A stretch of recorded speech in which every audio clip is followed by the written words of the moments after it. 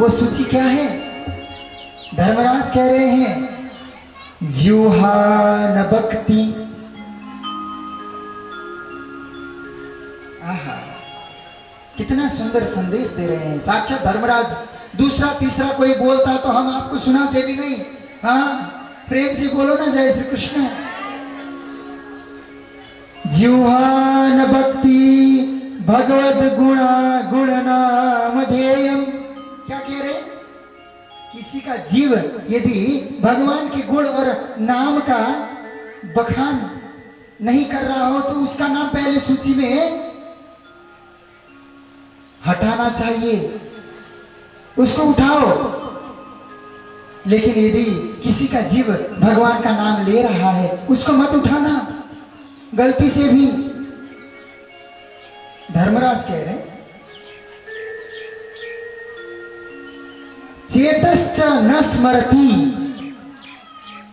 तत् चरणार बिंदम। क्या कह रहे हैं? यदि वो अपने मन में भगवान के चरणार बिंद का ध्यान नहीं करता ना, ऐसे दुष्ट मन वाले को पहले उठाओ, किडनैप कर लो। प्रेम से बोलो ना जय श्री कृष्ण। परंतु भगवान के चरणार बिंद मकरंद का स्मरण करने वाले किसी को भी गलती से भी मत उठा लेना भैया।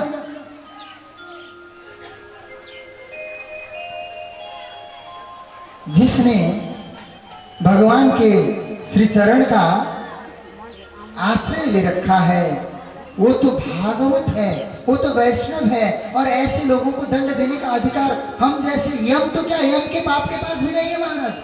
प्रेम से बोलो ना।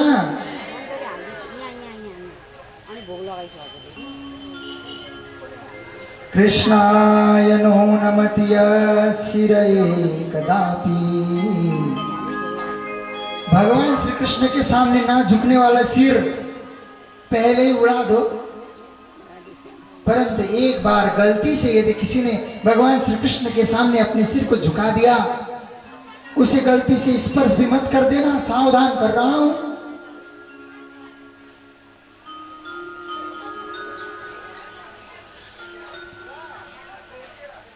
सज्जनों,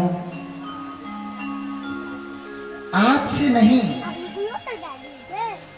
जब से सत्य सनातन ऋषि परंपरा, देव परंपरा, ऋषि परंपरा होते हुए मानव परंपरा में भी गुरु परंपरा जब से चल रहा है, तब से मैं कह रहा हूं, तब से आज तक हमारे ऋषि, हमारे गुरु, हमारे आचार्य हमें यही सिखा रहे हैं, चाहे गलती से हो या चाहे जानबूझ के हो या इच्छा से हो या बलवत हो, किसी ना किसी प्रकार से भगवान का नाम जरूर लो। भगवान का नाम लेने से विमुख होने वाला व्यक्ति नरक जाने का अधिकारी बनता है। 2 मिनट के लिए हम भी भगवान का नाम लेंगे, तत्पश्चात पुनः कथा में आगे बढ़ रहे हैं। प्रेम से बोलिए ना जय श्री कृष्ण। राधा राधा कृष्ण राधा राधा राधा कृष्ण राधा राधा राधा कृष्ण राधा राधा कृष्ण राधा। गोविंद गोविंद गोपाला मुरली मनोहर नंदलाला। गोविंद गोविंद गोपाला मुरली मनोहर नंदलाला। राधा राधा कृष्ण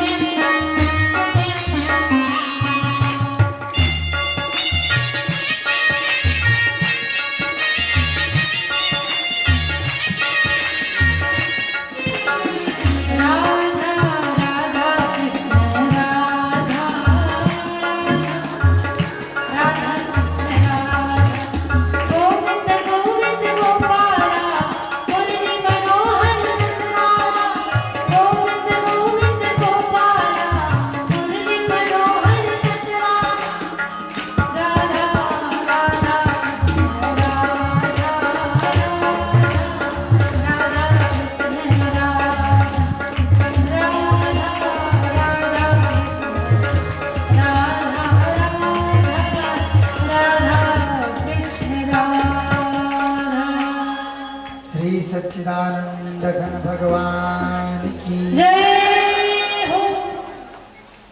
इसका तो हुआ, आपका भी होगा। जाने अनजाने में ही भगवान का नाम लेते रहिए सज्जनों। दक्ष के पुत्रों को एक दिन श्री नारद जी ने पकड़ लिया। तीर्थ में स्नान कर रहे थे, नारद जी महाराज प्रकट हुए। दक्ष पुत्रों को बहुत योग्य जानकर नारद जी महाराज ने पूछ लिया, बेटा मैंने सुना है आप लोग धर्म के विषय में बहुत जानकार हो, क्या तुम मुझे ये बता सकते हो ब्रह्मांड में एक ऐसा छिद्र है जिस छिद्र में जाने के बाद दोबारा वापस नहीं आता है मनुष्य, क्या जानते हो उस छिद्र का नाम क्या है? दक्ष के पुत्रों ने अपना माथा पकड़ लिया, ये नारद जी पूछ क्या रहे हैं? अच्छा इसको पास कर दे, नहीं जान रहे हो। दूसरा प्रश्न सुनो। अब नारद जी एक के बाद एक प्रश्न पूछ के कौन बनेगा करोड़पति खेलने लगे। प्रेम से बोलो ना जय श्री कृष्ण। कहते हैं तुमने कोई ऐसी नदी देखी है जो दो तरफ से बहती हो? अब तो दोनों हाथ से माथा पकड़ रहे हैं, नहीं नहीं क्या पूछ रहे हो, कुछ समझ में ही नहीं आ रहा। उल्टे सीधे प्रश्न किए। वास्तव में ब्रह्मांड का जो छिद्र है जिसमें जाने के बाद दोबारा मनुष्य कभी नहीं आता, उस छिद्र का नाम है मृत्यु। संतों के भाषा में बहुत रहस्य छिपी होती है सज्जन, यह दक्ष के पुत्र समझ नहीं पाए।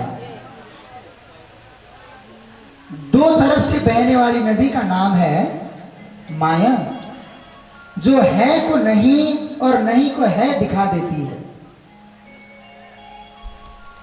जब नारद जी ने कई प्रश्न किए और उन कई प्रश्नों के तात्विक अर्थ बताए और बहुत गूढ़ उपदेश किया, मनुष्य जीवन पाने के बावजूद यदि आप पुत्र कलत्र धन दौलत स्त्री घर मान सम्मान प्रतिष्ठा संपत्ति इत्यादि में ही उलझ कर रह गए तो कहीं आपका बहुत बड़ा नुकसान ना हो जाए। हे दक्ष पुत्रों,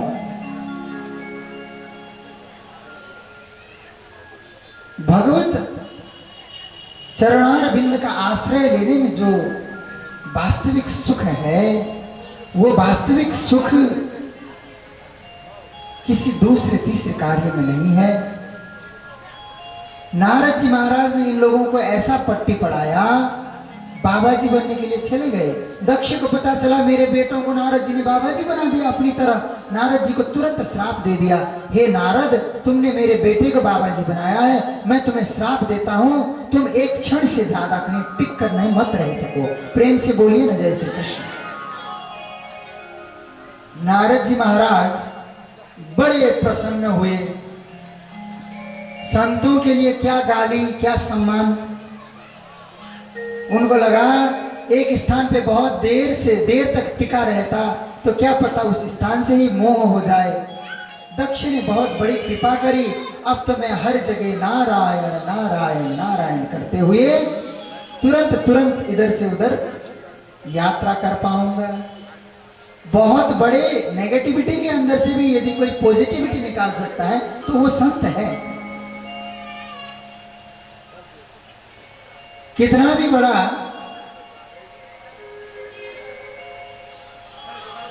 प्रतिकूल अवस्था क्यों ना हो, संतों के जीवन से हमें क्या सीखना चाहिए?